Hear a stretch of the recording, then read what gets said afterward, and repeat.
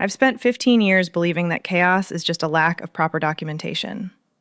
My life is a series of critical paths, risk registers, and contingencies. I don't panic. I execute. Then Bella walked into my war room. She didn't bring a laptop or a binder.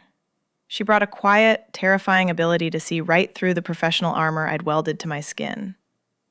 My project plan didn't account for the variable of desire, or the specific devastation of a woman who knows exactly how to unravel you. I was prepared for failure. I wasn't prepared for her. The boardroom was hermetically sealed against the night, a glass box suspended 40 floors above the city. It smelled of ozone, stale espresso, and fear.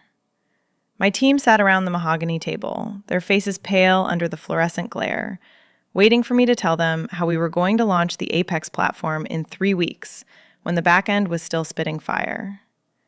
I stood at the head of the table, the master of the deck, pointing at the Gantt chart projected on the wall. "We compress the QA cycle," I said, my voice steady, the voice of unflinching precision. "We run parallel streams, 0 deviations. If we stick to the map, we survive." The door didn't bang open. It clicked, soft and deliberate. Every head turned.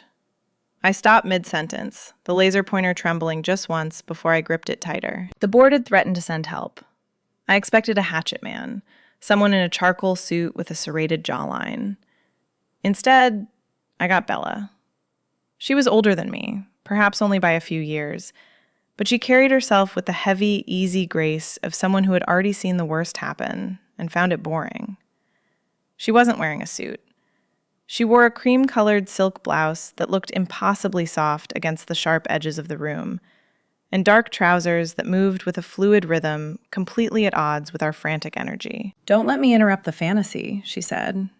Her voice was low, textured like smoke. I stiffened, my spine snapping straight. "We're reviewing the recovery strategy. Is that what we're calling it?" She walked to the empty chair at the far end of the table, not looking at the screen, but looking at me. Her gaze was direct, heavy. It felt like a physical touch. "I'm Bella.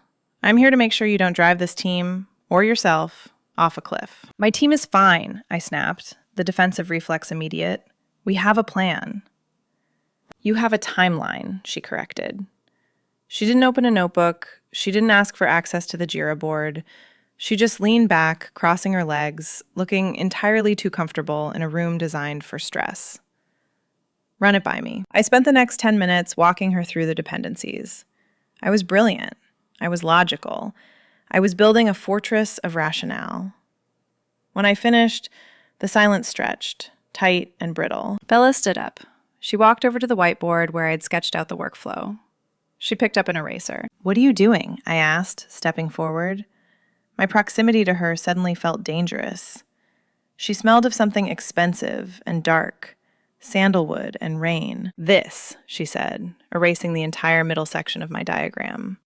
The red marker dust fell like ash. "This is where you break. You've built a machine that requires everyone to be perfect. People aren't perfect. You certainly aren't." The room went dead silent. My team looked at their hands. "Excuse me?" I managed, my voice dropping an octave. Bella turned to face me. We were close now. Too close for a professional setting. I could see the gold flecks in her eyes, the faint lines of amusement around her mouth.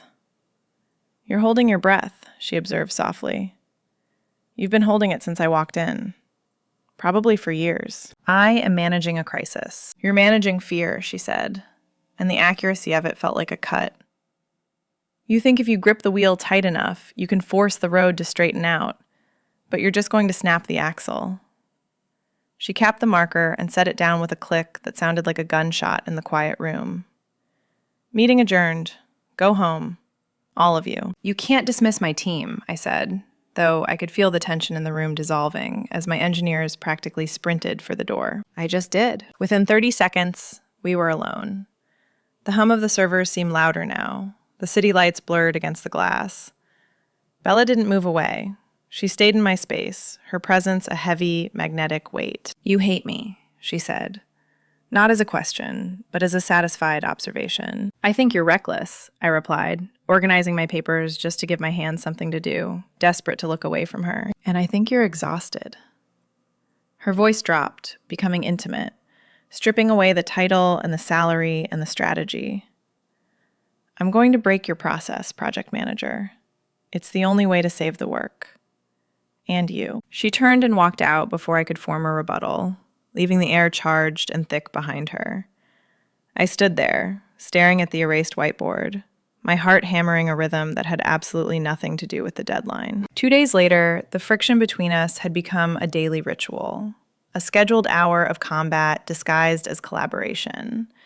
We had established a routine that felt less like project management and more like a high-stakes chess match played in a minefield. She called it alignment. I called it an interrogation. We moved our meetings out of the glass-walled boardroom and into the coffee shop down the street, a place filled with the aggressive hiss of steam wands and the clatter of ceramic, thinking neutral ground might lower the defenses.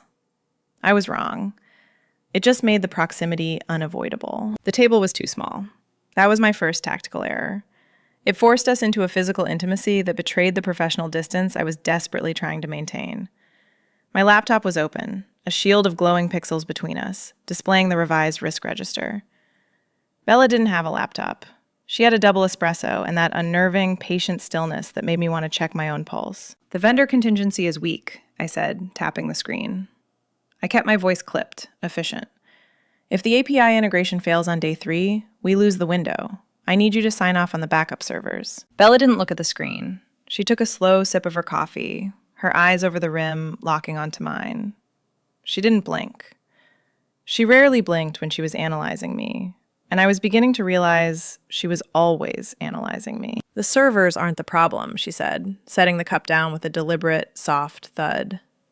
You are. I stopped typing. My fingers hovered over the keys. I am not a risk factor. I am the only reason this project hasn't imploded. You're the bottleneck, she countered, her voice smooth, devoid of malice, but heavy with truth. You're treating this team like they're extensions of your own nervous system. You don't trust the code, you don't trust the vendors, and you certainly don't trust me. You're vibrating, project manager. I can feel it from here. I am high functioning, I snapped, closing the laptop a little too hard. It's called competence. It's called fear, she corrected. She leaned forward, invading the small buffer of air between us.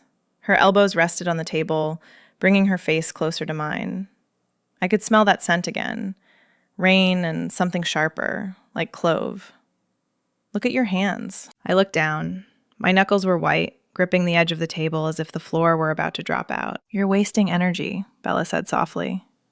It wasn't a criticism. It sounded dangerously like concern. You spend 80% of your bandwidth bracing for impact.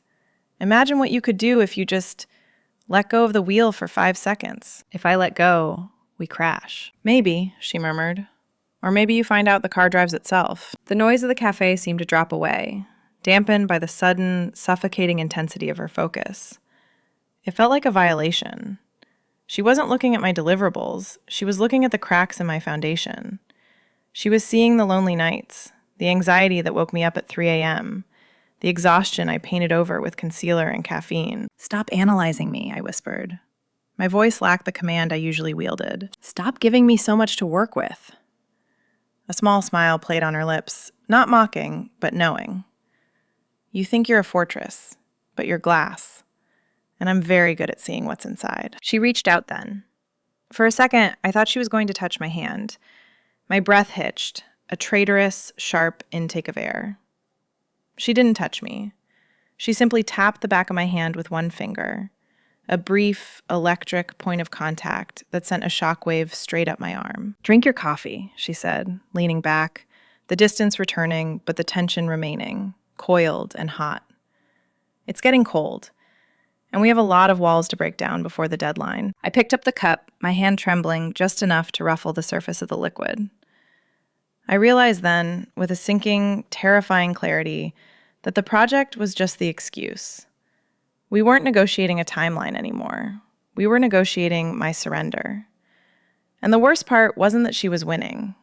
The worst part was that I wanted to see what would happen if I let her. 11:42 p.m., the witching hour for project managers. The office was a tomb of glass and steel.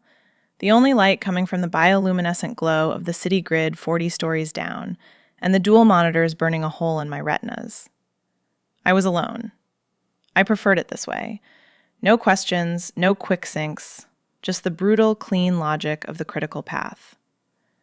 I was reforecasting the budget for the third time, trying to find money that didn't exist, when the silence was broken not by a noise, but by a shift in air pressure.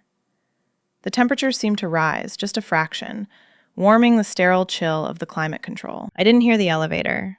I didn't hear footsteps on the plush carpet, but I knew she was there. My body registered her presence before my brain did, a prickle of awareness at the base of my neck, a sudden acceleration of my heart rate that had nothing to do with caffeine. "You're going to go blind staring at that," Bella said. I spun my chair around. She was leaning against the doorframe of my office, holding 2 brown paper bags that smelled like heaven and grease. She wasn't wearing the blazer anymore. Her sleeves were rolled up, revealing forearms that looked capable, strong. She looked less like a consultant and more like trouble. "I'm working," I said, though my voice lacked its usual snap. It sounded thin in the empty room. "You're hiding." She walked in, ignoring the invisible barrier of my authority, and set the bags down right on top of my printed spreadsheets. "Thai. Extra spice. I figured you needed something to make you feel alive, since you've been acting like a robot for 12 hours. "I have a no-food policy at the desk," I said, eyeing the grease stain already forming on the Q3 projections. "It's a sterile environment. Documents only." "It's a cage," she corrected, unpacking a carton. "Eat. That's a direct order from the crisis team." She didn't sit in the guest chair. She walked around the desk and hopped up onto the corner of it, invading my quadrant. Her leg was inches from my arm. The fabric of her trousers brushed against the edge of my blazer with a sound like a whisper. The proximity was dizzying. In the daylight, with the team watching, I could maintain the walls. I could hide behind agendas and action items. Here, in the dark, with the city asleep below us, the hierarchy dissolved into mist. It was just 2 women, a carton of pad thai, and a silence that felt heavy with unsaid things. I took the chopsticks. I ate. And for the first time all day, my shoulders dropped an inch. "Better?" she asked, her voice soft, dropping under the hum of the building. "Acceptable," I conceded, wiping my mouth. "But this doesn't change the timeline. We're still red on the integration." "Forget the integration." She leaned back, bracing her hands on the mahogany behind her, arching her back slightly. The movement caught my eye and held it. "What happens when this is done? When the launch is over and the confetti is swept up? What's your strategy then?" I moved to the next project, the Phase 2 rollout. "No," she said, shaking her head slowly. "I mean you. What's the plan for her?" She pointed a chopstick at my chest. "You have risk registers for software bugs. You have contingencies for vendor bankruptcy. You have a backup plan for the backup plan. But what's your contingency for loneliness? What happens when the silence in your apartment gets too loud?" I froze. The question was a precision strike. "I'm not lonely. I'm busy." "You're isolated. There's a difference." She looked down at me, her eyes dark and unreadable in the low light. "You've built a life that's safe, predictable. You manage risk by eliminating variables. But people are variables. Love is a variable. You've engineered them all out." "It's efficient," I whispered, the defense weak even to my own ears. "It's tragic." She shifted, leaning closer. Her knee brushed my elbow. I didn't pull away. I couldn't. "You're so good at controlling the outcome, you've forgotten how to enjoy the process. You're terrified of anything you can't put on a Gantt chart." "And you're not?" "I love the chaos," she admitted, her voice dropping to a hush. "I love the moment when the plan breaks and you have to rely on instinct. That's when you find out who you really are." She held my gaze, unflinching. The air between us charged, thickening with a static electricity that made the hair on my arms stand up. I looked at her, really looked at her, and saw not an enemy, but an invitation, a challenge. She wasn't just asking about my life. She was asking if I was brave enough to let her into it. "I should send you home," I said, the words lacking any real conviction. "You could," she agreed. She didn't move.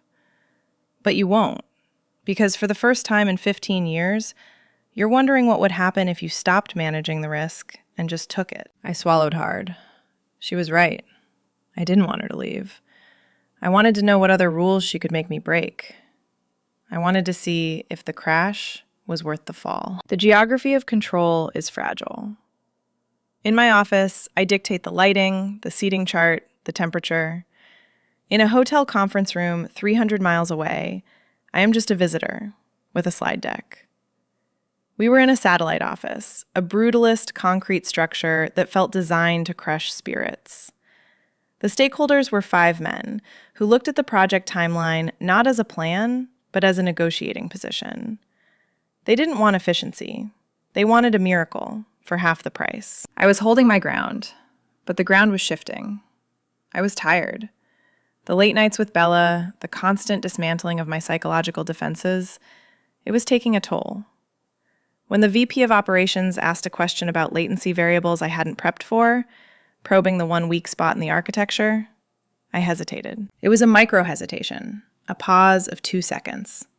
In a boardroom, that's an admission of guilt. I felt the air leave the room. I opened my mouth to pivot, but the words stuck like dry ash. Then Bella spoke. "The latency is a feature, not a bug," she said. Her voice was calm, bored even, as if she were explaining gravity to a toddler. "We engineered the delay to allow for the data scrubbing protocol. If you want it faster, we can remove the security layer. But then you're not launching a platform. You're launching a liability." It was a lie. Or perhaps a reinterpretation of the truth so elegant it became a new reality. But it worked. The VP sat back. The tension broke. I looked at her. She just tapped her pen against the table, a silent rhythm that matched my own heartbeat. "I have you," the gesture said. "I'm not here to break you in front of them. I'm here to win." For the next hour, we weren't the project manager and the crisis consultant. We were a phalanx. I set up the arguments, she knocked them down. I provided the data, she provided the narrative. It was the most seamless professional experience of my life. We moved with a synchronization that usually takes years to develop, weaving a web of logic so tight the stakeholders had no choice but to sign. Walking out, the adrenaline was a physical substance in my blood, tasting like champagne.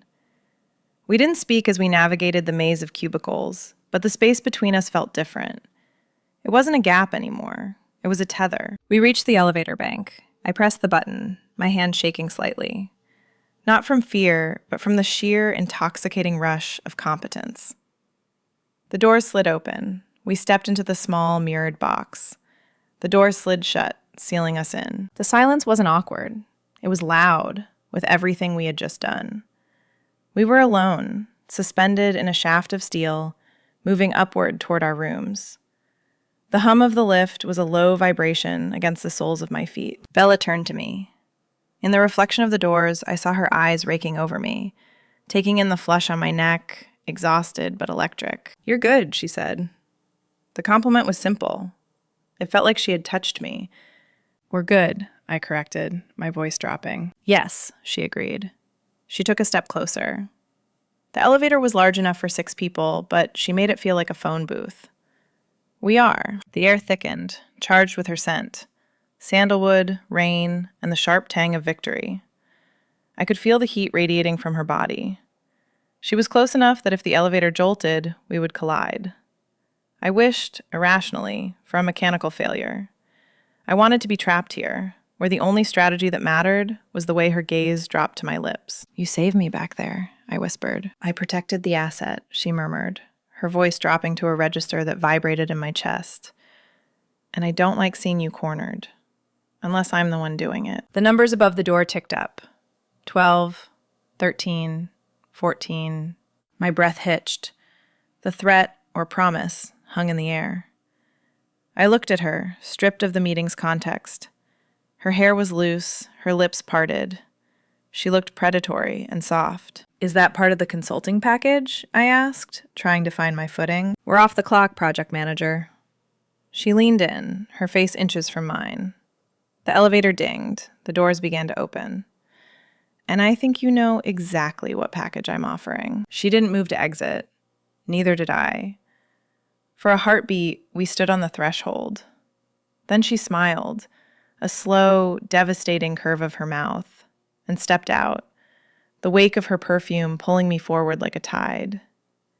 I followed her, not because it was on the schedule, but because for the first time in my life, I didn't want to be anywhere else. The hotel bar was a study in engineered intimacy, a cavern of dark velvet and low amber light designed to blur the sharp edges of the business day. It smelled of aged oak, expensive perfume, and the quiet, desperate hum of people trying to unwind. We sat in a corner booth, tucked away from the few other patrons scattered like islands in the gloom. The adrenaline from the negotiation was still humming in my blood, a high-voltage current that made it impossible to sit still. I had ordered a glass of Pinot Noir, mostly for a prop to occupy my hands, but I hadn't taken a sip in 20 minutes. I was watching the condensation slide down the bowl of the glass, treating the physics of it like another variable to be managed, another known quantity in a world that was rapidly becoming unpredictable. Bella sat across from me. She had shed the blazer she wore earlier, draping it over the back of the leather banquette. Her silk blouse was unbuttoned just enough to hint at the hollow of her throat, a subtle, devastating detail that my brain kept trying to file away as irrelevant data. She wasn't nursing her drink. She was drinking bourbon, neat, holding the heavy crystal glass with a casual, tactile grace that fascinated me. "You're still doing it," she said. Her voice was a soft interruption to the jazz playing in the background, low and textured like smoke. "Doing what?" I asked, my fingers tightening on the stem of my glass. "Calculating. Assessing. You're running a risk analysis on a Tuesday night drink." She leaned forward, the movement bringing her scent, that maddening mix of rain and sandalwood, into my personal airspace. "Clock out, project manager. Give me 1 hour where you aren't responsible for the timeline. 1 hour where you aren't holding up the sky." "I don't know how to do that," I admitted. It was the most honest thing I'd said all day. My brain doesn't have an off switch. It just goes into standby mode. I'm constantly looking for the point of failure. "Then let me unplug it." She took a slow sip of her bourbon, her eyes never leaving mine. They were dark, intelligent, and unflinching. "Tell me, in that master plan of yours, in that beautifully color-coded life you've built, where do I fit? What is the strategy for this?" She gestured vaguely between us, a space that felt thick with heat and unspoken intent. The air was charged, heavy with the weight of the elevator ride we'd shared earlier, the ghost of her breath against my neck still lingering. I looked at her. I tried to summon the logic that had saved me in the boardroom. I tried to find the slide in my mental deck that covered attraction to high-risk consultants. It didn't exist.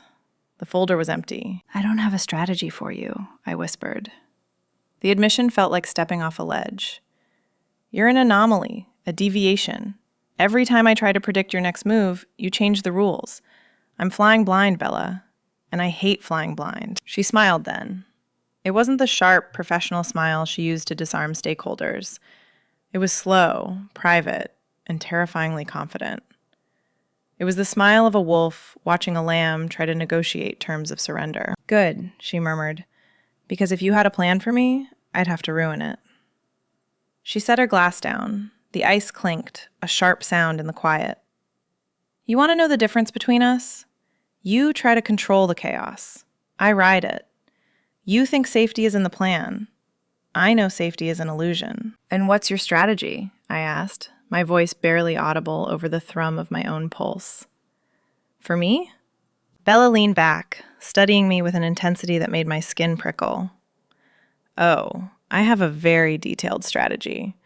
It involves getting you out of this bar. It involves taking that glass out of your hand because you're not going to drink it anyway. It involves peeling back every layer of armor you've welded to your skin until I find the woman hiding underneath the job title." My breath hitched. The air in the booth suddenly felt too thin to breathe. "And then?" "And then," she said, her voice dropping to a sultry, confident whisper, "I'm going to show you that losing control is the only way to actually feel anything." She signaled the waiter for the check without looking away from me. It was a power move, a declaration. The negotiation was over. The terms had been set, and I had accepted them by simply remaining in my seat. I watched her sign the receipt. Her handwriting was jagged, sharp, decisive. I realized then that I wasn't just observing her. I was memorizing her. The way her hair fell across her cheek, the precise way she held the pen. "Ready?" she asked, standing up. I didn't answer. I just stood. My legs felt steady, but my hands were trembling. We walked toward the elevators, the sound of our heels muffled by the thick carpet. It felt less like a walk back to our rooms and more like a march toward inevitable surrender. The elevator bank was empty. The arrow above the door pointed down, but I knew, with absolute certainty, that I was about to fall. The elevator doors slid open on the 14th floor with a soft, cheerful chime that felt mocking, given the gravity of what was happening in my chest. We stepped out into the corridor. It was a long, windowless tunnel of beige carpet and muted sconces, stretching out into infinity, like a bad dream or a perfect trap. The air here was still, recycled, and smelled faintly of lemon polish and silence. It was the kind of silence that usually precedes a verdict, heavy and waiting to be broken. We walked side by side, not touching, but the space between us was so charged it felt solid. Every step I took on the plush carpet felt heavy, deliberate. My heels sank slightly into the pile, muffling the sound, making our approach feel conspiratorial. I was acutely aware of her presence to my left, the rhythm of her breathing, the rustle of her silk blouse, the way she matched my pace perfectly. It wasn't the synchronized walk of two colleagues heading to a debrief. It was the stalking pace of two people who had finally stopped pretending they weren't circling each other. My room was at the end of the hall, number 1408. The walk felt interminable. My brain, usually a high-speed processor of logic and logistics, was stuttering. The risk assessment alarms were blaring in the back of my mind. Protocol violation, uncontrolled variable, high probability of emotional compromise state. I heard them, I acknowledged them, and then, with a terrified thrill, I muted them. I wasn't managing this project anymore. I was walking toward a cliff edge, and for the first time in my career, I wasn't looking for the guardrail. We reached the door. I stopped. Bella stopped a pace behind me, giving me room, or perhaps just cutting off my retreat. I reached into my purse for the keycard. My fingers brushed against the cool plastic, but I didn't pull it out immediately. I just stood there, staring at the wood grain of the door, my heart hammering against my ribs like a trapped bird. This was the checkpoint, the go, no-go decision gate. Inside that room, the hierarchy would dissolve completely. There would be no stakeholders, no timelines, no protective layer of professional conduct. Just her. Just me. And the terrifying question of what she planned to do with the strategy she claimed to have for me. I turned to face her. Bella wasn't looking at the door. She was looking at me. She had leaned back against the wall opposite my room, one leg crossed over the other, arms relaxed at her sides.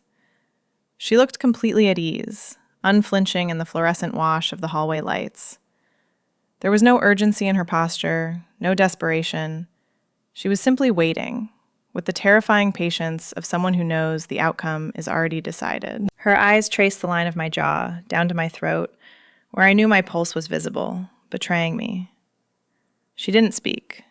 She let the silence stretch, tight and heavy, until I felt like I would snap if one of us didn't break it. "You're hesitating," she said finally. Her voice was low, barely a murmur, but it carried perfectly in the empty hall. "I'm thinking," I countered, though my voice lacked force. "You're calculating," she corrected. A small, knowing smile touched her lips. "You're wondering if the risk is worth the reward. You're wondering if you can maintain the firewall if you let me cross the threshold." Can I? The question slipped out before I could audit it. She shook her head slowly. "No, that's the point." She pushed off the wall then, taking one slow step toward me. She didn't invade my personal space, but she stood close enough that I could feel the heat radiating from her. She didn't reach for me. She didn't try to take the keycard.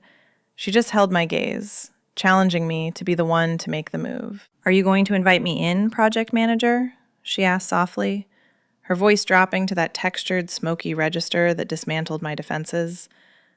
"Or are we going to stand here and review the slide deck again?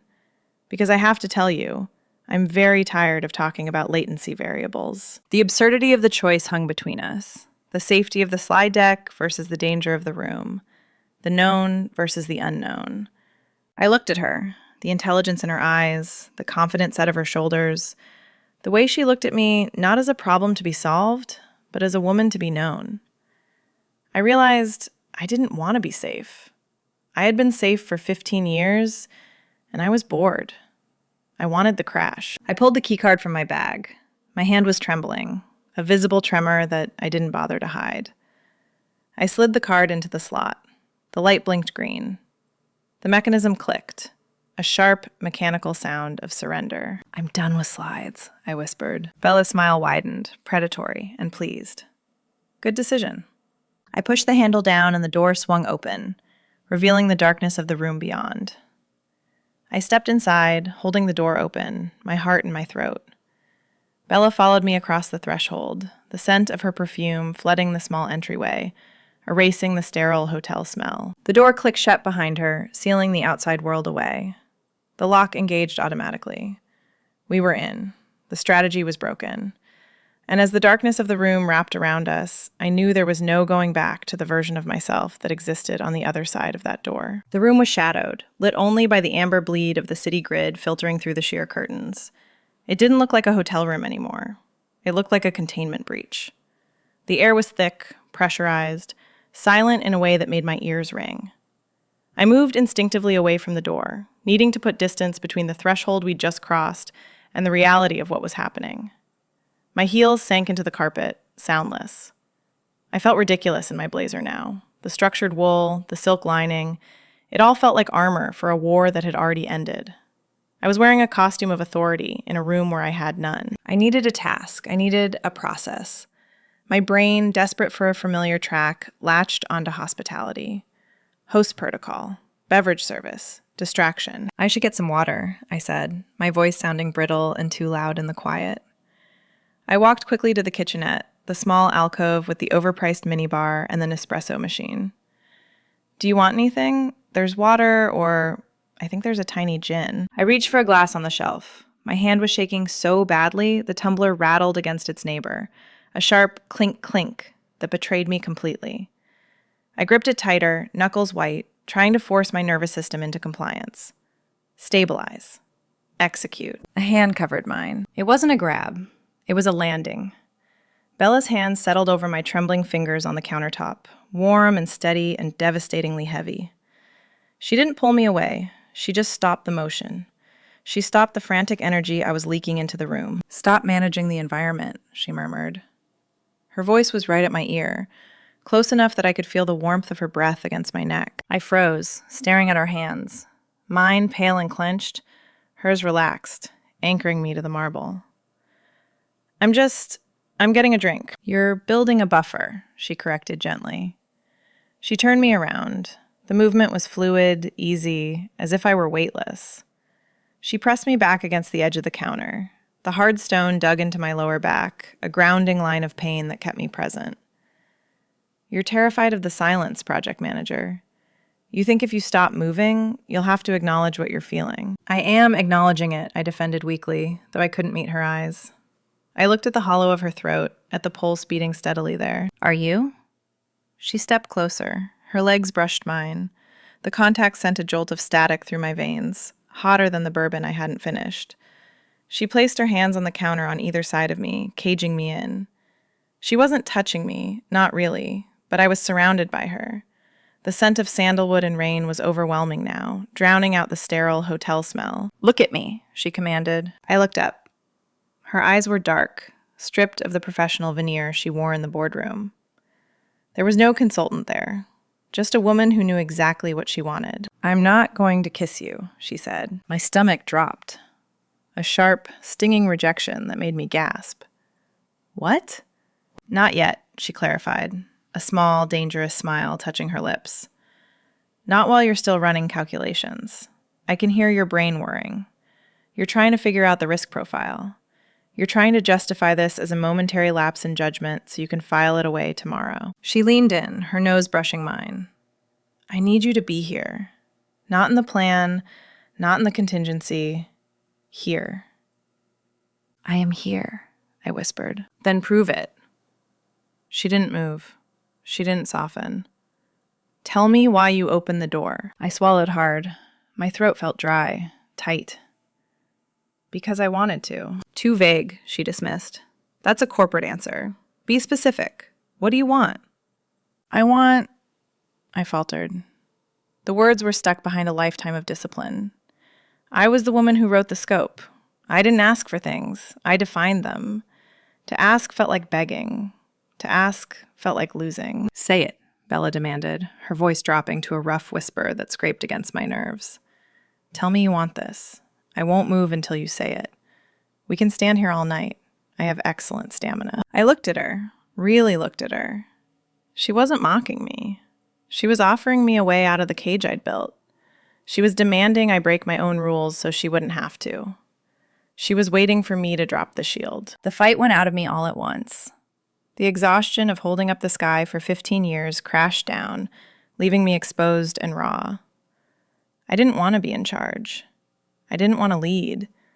I wanted to be taken. I want you to stop talking, I breathed, my voice trembling. I want you to take this control away from me. I'm so tired of it. Bella's eyes darkened, the pupils blowing wide. Keep going. I want you to ruin my plan, I confessed, the words tumbling out now, unstoppable. I want you to break the strategy so badly that I can't put it back together. I want you to make me forget the schedule. The silence that followed was absolute. It was the sound of a surrender, signed in blood. Finally, Bella whispered. She didn't wait another second. She stepped into me, collapsing the space, her body pressing mine against the counter with a weight that felt like salvation. Her hand came up to cut my jaw, her thumb tracing the line of my bottom lip, claiming the confession I had just made. The strategy was gone. There was only the crash. And God, I was ready for the impact. The kiss wasn't soft. It was an acquisition. It was the final signature on a contract I hadn't realized I was negotiating until this very moment. Bella kissed me with a terrifying thoroughness, her mouth claiming mine in a way that made the concept of leadership irrelevant. I was no longer the person who set the agenda.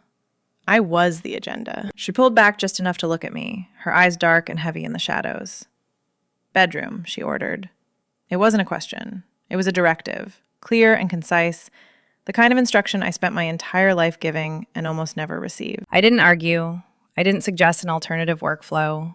I simply turned and let her guide me away from the kitchenette, away from the hard marble and the cold reality of the hotel room, toward the soft, uncertain terrain of the bed. The room was darker here. The city lights were just a distant, ambient glow, painting the duvet in shades of charcoal and slate. Bella stopped me at the edge of the mattress. She reached for the lapels of my blazer, the expensive, structured wool that I wore like a shield, and slid it off my shoulders. It fell to the floor with a soft hush, joining the pile of my discarded authority. Sit, she murmured. I sat. The mattress dipped under my weight, the linens cool and crisp against my palms. I watched her standing above me, silhouetted against the window. She looked immense, powerful, a force of nature contained in silk and skin. She stepped between my knees, the fabric of her trousers brushing against my bare legs, sending a shock of friction straight to my core. You're still thinking, she whispered, her fingers finding the buttons of my blouse. She undid the top one with maddening slowness. I can hear the gears grinding. You're trying to predict the next 5 minutes. I can't help it, I breathed, my hands resting uncertainly on her hips. I need to know the sequence. The sequence is simple, she said, undoing the second button. You do nothing, I do everything. The relief that washed over me was so profound, it almost felt like pain. To do nothing. To have no decisions to make, no risks to mitigate, no stakeholders to please. It was a freedom I hadn't tasted in 15 years. She finished with the buttons and pushed the shirt off my shoulders. The air in the room hit my skin, cool and shocking, followed immediately by the warmth of her hands. She didn't rush. She touched me with the same deliberate, analytical precision she had used to dismantle my project plan. Her palms traced the line of my collarbone, the curve of my ribs, mapping the territory she had just conquered. I fell back against the pillows, the world tilting on its axis. Bella followed me down, her weight settling over me, a heavy, grounding blanket that pressed the anxiety right out of my lungs. There were no explicit mechanics to analyze, no data points to track. There was only the overwhelming texture of the moment, the roughness of the carpet under my discarded clothes, the slick, cool slide of the sheets against my back, the heat of her skin, burning where it touched mine. "Close your eyes," she whispered against my neck. I obeyed, and in the dark, the sensory input exploded. I felt the brush of her hair against my cheek, smelling of rain and sandalwood. I felt the ghost of her breath on my throat, hot and ragged. I felt her hands moving with a confidence that terrified and thrilled me, hands that knew exactly where to press, where to hold, where to linger. I was being unmade. The project manager, the woman of unflinching precision, was dissolving. In her place was just a body, a bundle of nerves in need, responding to Bella's guidance without a single thought for the consequences. She handled me. That was the only word for it. She handled me with a mix of reverence and ownership, guiding me through the dark until I didn't know where I ended and she began. "Let go," she commanded, her voice a rough vibration against my ear. And I did. I let go of the timeline. I let go of the fear. I let the chaos take me, and I found that Bella was right. The crash didn't kill me. It was the only thing that made me feel alive. Later, much later, the room was silent. The kind of silence that isn't empty, but full. Heavy with the weight of what had just happened. We lay tangled in the sheets, limbs heavy and useless. The adrenaline had finally drained away, leaving a deep, bone-heavy exhaustion that felt like luxury. Bella's arm was draped over my waist, holding me close, her breathing slow and rhythmic against my shoulder. I stared into the darkness, my mind finally, blissfully quiet. There were no lists running through my head, no critical paths, just the steady beat of her heart and the realization that for the first time in my life, I had no idea what was going to happen tomorrow. And I didn't care. I closed my eyes, drifting on the edge of sleep, the scent of her skin the last thing I registered before the darkness took me completely. The strategy was broken, and in the wreckage, I had finally found some peace. Sunlight hit the hotel sheets like a strobe light, unforgiving and bright. I woke up alone, the air conditioning humming a low, accusatory note. The space beside me was empty, the linens cool to the touch, a physical testament to the chaos of the night before.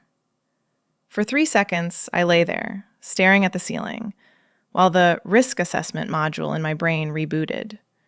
Panic surged. I had slept with the crisis consultant. I had violated every protocol in the employee handbook.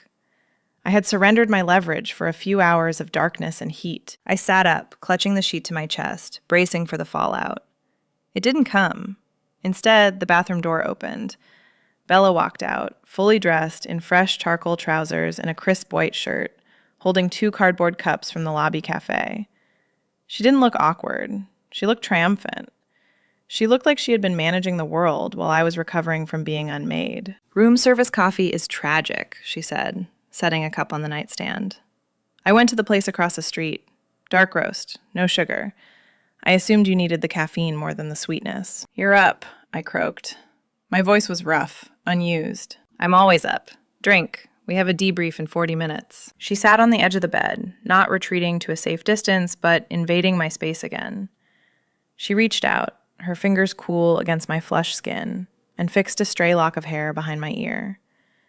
The touch was casual, possessive. It grounded me instantly. "Are we okay?" I asked. The question felt small, a vulnerability I hadn't intended to show. "We're excellent," she corrected, her eyes crinkling at the corners. "But you need to shower. Unless you plan to negotiate the contract addendum in a sheet, the board might object." The walk to the elevator wasn't a walk of shame. It felt like a victory lap. We stood in the same steel box that had sealed our fate the night before. The silence wasn't heavy anymore. It was comfortable, a shared secret humming between us. When the doors opened on the conference floor, the noise of the business world rushed in. Phones ringing, low chatter, the smell of toner and stress. Usually, this was where I put the armor back on. I reached for the mask of the unflinching project manager, but it didn't fit quite right. It was looser. I didn't need it as much. We walked into the boardroom. The stakeholders were already there, looking sour and caffeinated. I sat at the head of the table. Bella sat to my right. When the VP of Operations started grilling me on the revised timeline, probing for weakness in the integration phase, I didn't tense up. I didn't hold my breath. I glanced at Bella. She gave me a barely perceptible nod, a micro gesture of support that felt louder than a shout. I looked back at the VP. "The timeline holds," I said, my voice steady but relaxed, stripped of the frantic need to prove myself. "We're proceeding with the launch. The contingencies are in place." Under the table, hidden by the mahogany, Bella's knee pressed against mine. A solid, warm anchor. I realized then that my strategy hadn't been destroyed. It had been patched. I had been trying to run this project, and my life, on a legacy system of isolation and control. Bella was the upgrade. We weren't just colleagues anymore, and we certainly weren't rivals. We were a cluster, a redundant system. If I faltered, she was there to catch the load. I looked at the project plan projected on the wall. The critical path was still red, the risks were still high, but the most important milestone wasn't on the chart. It was the moment I stopped trying to predict the future and just let myself live in it. I looked at Bella across the spreadsheets. She caught my eye and smirked, tapping her pen against her lips, a signal only I understood. The project would launch, the bugs would be fixed, but the real work was just starting. I had spent 15 years building walls, and it took her one night to show me that the view was better without them. If you've ever had your carefully crafted plans beautifully ruined by someone who saw right through them, subscribe for more stories from the edge of control. Tell me in the comments, what's the one risk you're glad you didn't mitigate?